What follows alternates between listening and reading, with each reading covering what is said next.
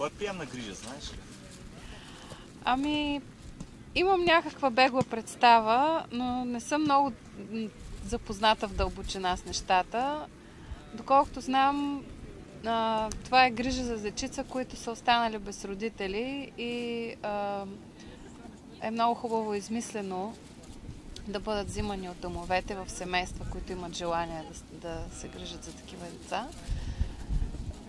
В общи линии това е, което знам. Знам, че ги взимат по празници, при поводи, взимат ги за известно време, което е много хубаво, защото тия деца получават шанс да се почувстват в семейство и да са не по-различни от останалите.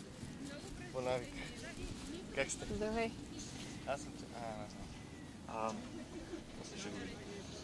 Трябва ли според вас да се затворят домовете за деца и защо? В България, като са.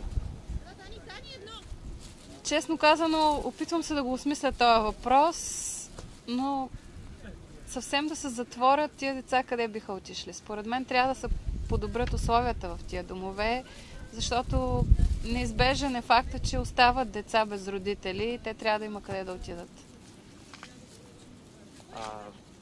Вариант е да бъдат настанени при приемни семейства, тези същите деца? Вариант е, но предполагам, че това отнема време и че не е толкова лесно и бързо да се открият такива семейства и със сигурност трябва да има някаква сигурност за тия деца и според мен тия домове са до някъде сигурност.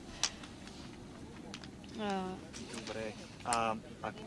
Според вас, кой е отговорен за нередностите в домовете за сираци?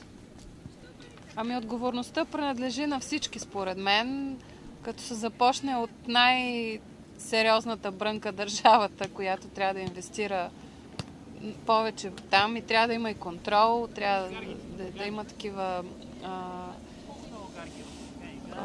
длъжности, които да се занимават с контролирането на това, което се случва в домовете, къде отиват средствата, да бъде проверявано, че тия средства отиват действително за децата, а не да бъде злоупотребявано с тях. И отделно вече предполагаме отговорности на всички нас да се интересуваме, за да можем, доколкото можем, да сме адекватни и да помагаме в такива ситуации. Отговорно ли е обществото за спасяването на децата? Ами да, аз мисля, че горе-долу покрих и този въпрос. Ние като общество е хубаво да се интересуваме от тези дечица, понеже те са част от нас и никой не е застрахован, че неговото дете няма да го посполети тая съдба. Всичко се случва на този свят и затова смятам, че е хубаво да се интересуваме и да помагаме оптимално, доколкото можем.